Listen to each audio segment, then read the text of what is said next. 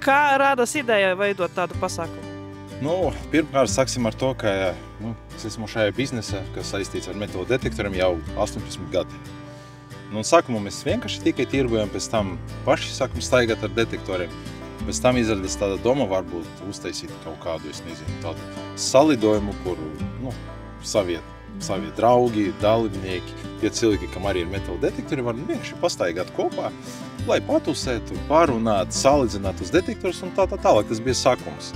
Un rezultātā jūs varat redzēt, ka tiešām baigi daudz cilvēki ir, kam patīk šis hobijs, kam ir metāla detektori, kur staigā kaut ko meklē, un ne tikai no Latvijas.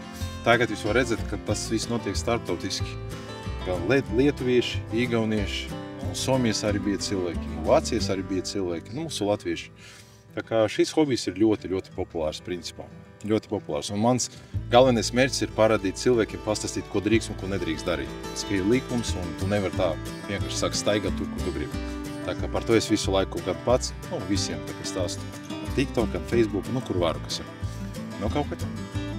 Mani sauc Arīna, un viens no tiem cilvēkiem, kurš organizē, ir mans vīrs, Rimcimsī detektora īpašnieks. Tā kā, jā. Kā jums šodien dienas pasākums vispār kopumā? Šodien dienas un vakardienas? Ļoti forša, ļoti daudz cilvēku. Fantastiska atmosfēra un ar laika apstākļiem mums ir paveicies. Tā kā lietus nebija īsti. Bija šodien nedaudz, bet tā, cik mēs gaidījām, ka būs vispār tāds negaiss, bet nē. Fantastiski, fantastiski. Pasākums kā vienmēr noorganizēts augstā līmenī. Gan dalībnieki apmierināti, laimīgi, visi, es nezinu, te neko piebilst, neko atņemt, jo paēdināti, padzirdīti, ap balvām apdāvināti. Fantastisks pasākums. Ļoti, ļoti patika. Pirmo reizi, cik tik daudz cilvēkus redzu ar metāla detektoru. Da visu laikam. Man ļoti patīk, te ir tāda atmosfēra ļoti draudzīga, ja, un cilvēki dalās ar savu pieredzi. Cilvēki dalās ar savām zināšanām par metāla detektoriem, pastāstā arī kaut kādas interesantas lietas par atradumiem. Tā kā dalās pieredzē, tas ir laikam pats lielākais ieguldījums sevī. Nice. It's very nice event, good people, good day and good... Kaip laikas angliškai? Time. It's good time. Where are you from? From Lithuania we. No kurienes radusies tā aizraušanās? Mēs redzējām pludmalē, kad cilvēki staigā, rādījās interese un izdomājām, ka arī jāpamēģina. Vēlēšanās ir tāda, ka es kaut kad biju maziņš īstenībā, un es atradu, sēņojot atradu 20 santīmus latviešu. Un man bija tāds, wow, tā gulmaņa laika, un tāds tā kā, wow bija. Un no tā laika, ka tev bija kaut kā tur 9, cik gadi, bet tev tāds kā, pielip tā figņa, un viss. Un tad mēs vēl braucām uz poligonu, jā, man vecāki bija zemesraksta, mēs gājām tur skatīties, kā tur šāja un tā, un kaut kā beigās izveidojās tā smadzenē, kad vajag meklēt. Patīk vēsture, patīk staigāt. Kāpēc neapvienot patīkamu liederīgi? Ja tev patīk sēņot, aizēj uz mežu, salas sēnes, paņem aparātu līdzi, varbūt vēl kaut kas atradīsies. Kā variants, jā. Līdz ar to, Ar ko atšķiras, teiksim, iepriekšējā reize no šīs reizes? Mums ir ļoti daudz cilvēku no Lietuvas, no Igaunijas, un man liekas, ka no Polijas bija. Tā kā cilvēku skaitā tas, ir vairāk. Pastāstiet lūdzu sīkāk par pasākumu šī gada. Mums visus apvieno hobijs, tā ir metāla detektori un senlietu meklēšana. Tas kaut kā vieno visus un cilvēkiem patīk. Viņi pulcējās un te ir tāds tusiņš ir cilvēkiem. Viņi dalās pieredzē un dalās atradumiem un kaut ko tur viņi aprunās un tā ir. Kas jums palika atmiņā no šīs reizes? Cilvēki, laika apstākļi, milzīgs lauks, 100 hektāri, tas ir kosmos, reāli tas ir kosmos. Un, principā, šogad man izdevās paņemt līdzi palīgus, un tas ir visi manie draugi.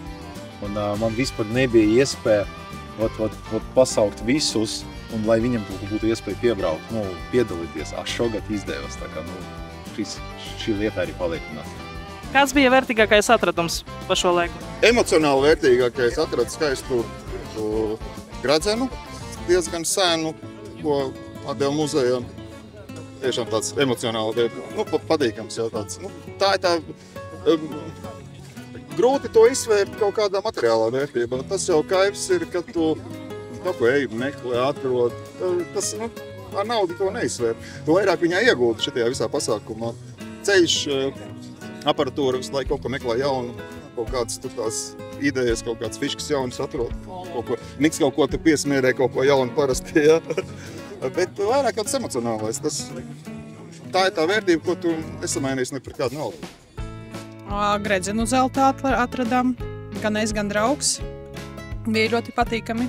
Pēc maniem ieskatiem man personīgi patīk vērtīgākais atradums, ko es atradu pie Nāves salas, ir tādā betonā ieskrāpēts vāciski rakstīts bija Ziemassvētku nams 1915 laikam, jā. Un tas ir mans vērtīgākais atradums, jā. Tas tā kā nav zelta monētas nekas, bet tas man sirdī. Un vēl viens no vērtīgākiem atradumiem ir pelntrauks ar kūrlanti, un tur vēl ir zvirbulīts uzzīmēts virsū. Viņš vācu karavīrs ieskrāpējis kā to zvirbulīti, un tas ir man vērtīgākais atradums. Tas, ka tur visi domā, oi, zelts, tas man nav īpaši vērtīgs, es varu vairāk naudu darbā nopelnīt, jā, man vairāk interesē tāda figņa, jā. Drauga draudzene nozaudēja griedzienu, un pēc svētkiem dēls to atrad. You found is very senovne. Old coin. Try. Parodi. Today? Yeah, today.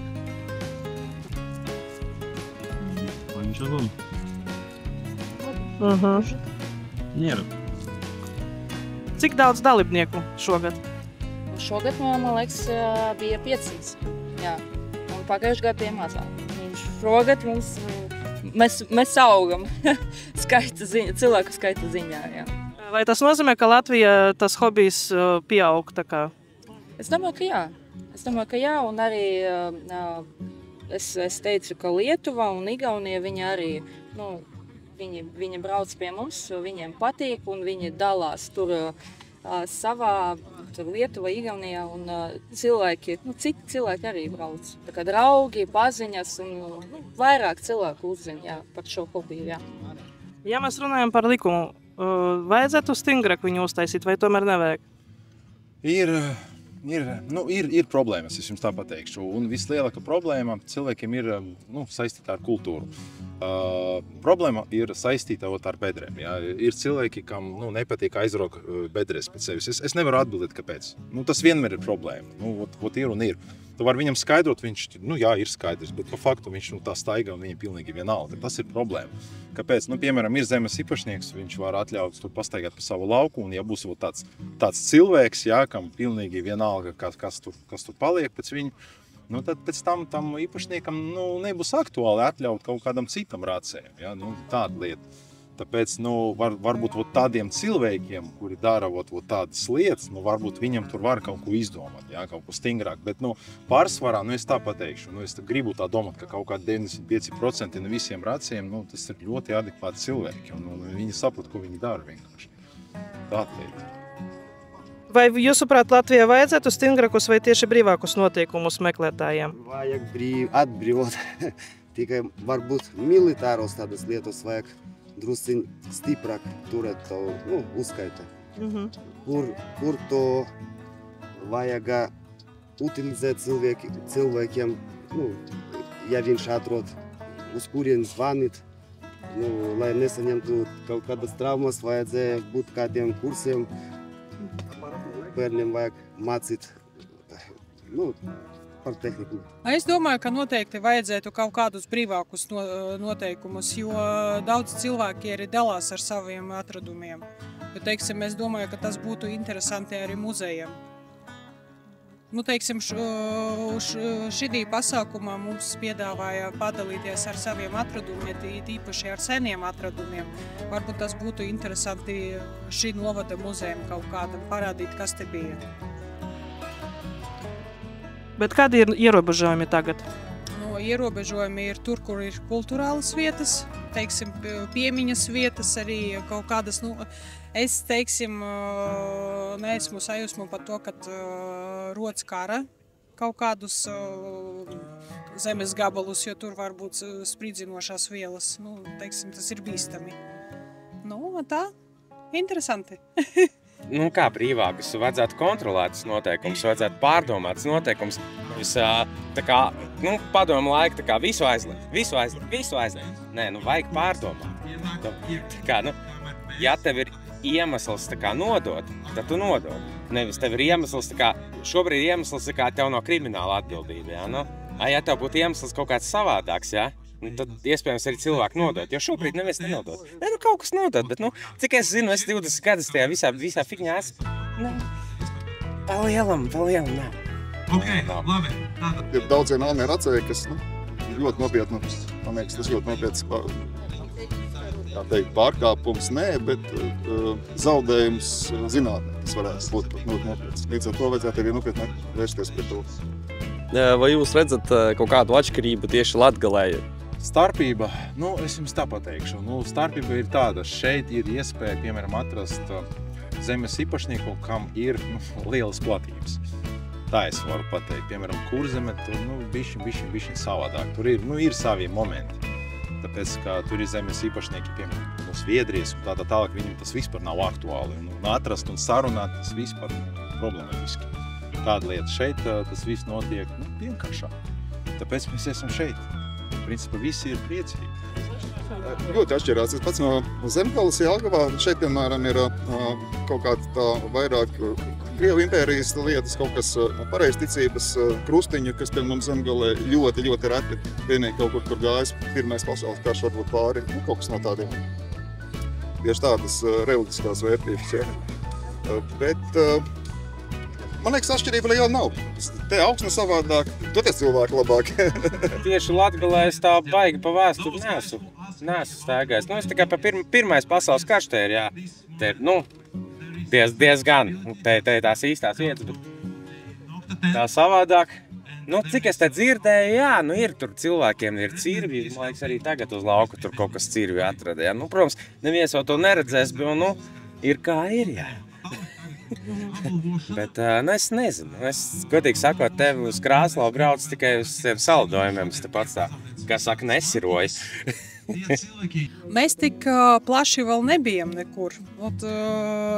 Es varu teikt, ka Pludmalē ir savi atradumi, uz lauka ir citi atradumi, protams, jo lauka ir tas, kas bija jau te sen, bet Pludmalē tas mainās. Cilvēki nāk, cilvēki aiziet un parādās arī kaut kādas kapeiciņas, varbūt kaut kādas nedārglietas, tur viss kaut kas varētu būt.